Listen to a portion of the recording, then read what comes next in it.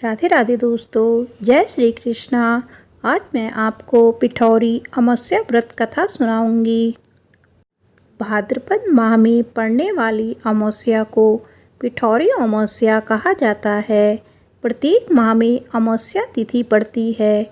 इसे अलग अलग नामों से जाना जाता है और विशेष महत्व भी होता है। पिठौरी अमावस्या पर पितृ तर्पण आदि धार्मिक कार्यों में कुश का प्रयोग किया जाता है, इसीलिए इसे कुश अमावस्या भी कहा जाता है। इस अमावस्या पर पितरों का तर्पण करने से पितृदोष से होने वाली परेशानियों से मुक्ति मिलती है और उनका आशीर्वाद प्राप्त होता है।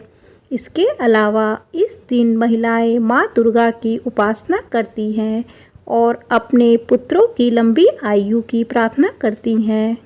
आइए सुनते हैं पिठौरी अमावस्या की कथा।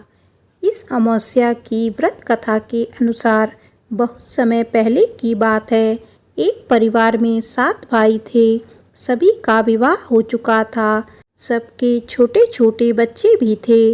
परिवार की सलामती के लिए 7 भाइयों की पत्नी पिठौरी अमावस्या का व्रत रखना चाहती थी, लेकिन जब पहले साल बड़े भाई की पत्नी ने व्रत रखा तो उनके बेटे की मृत्यु हो गई।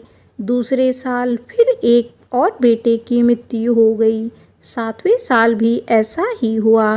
तब बड़े भाई की पत्नी ने इस बार अपने मृत पुत्र का शव कहीं छुपा दिया। गांव की कुलदेवी माँ पोरेलम्बा उस समय गांव के लोगों की रक्षा के लिए पहरा दे रही थी।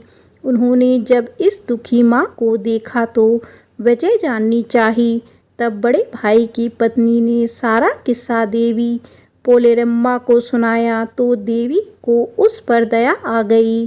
देवी पोलेरम्बा ने उस दुखी माँ से कहा कि वह उन सभी स्थानों पर हल्दी छिड़क दे जहाँ जहाँ उनके बेटों का अंतिम संस्कार हुआ है। तब बड़े भाई की पत्नी ने ऐसा ही किया। जब वह घर लौटी तो 7 पुत्र को जीवित देख उसकी खुशी का ठिकाना ना रहा।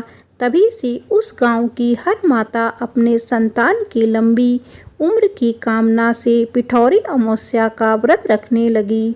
आज के दिन यह कथा सुनी और पढ़ी जाती है।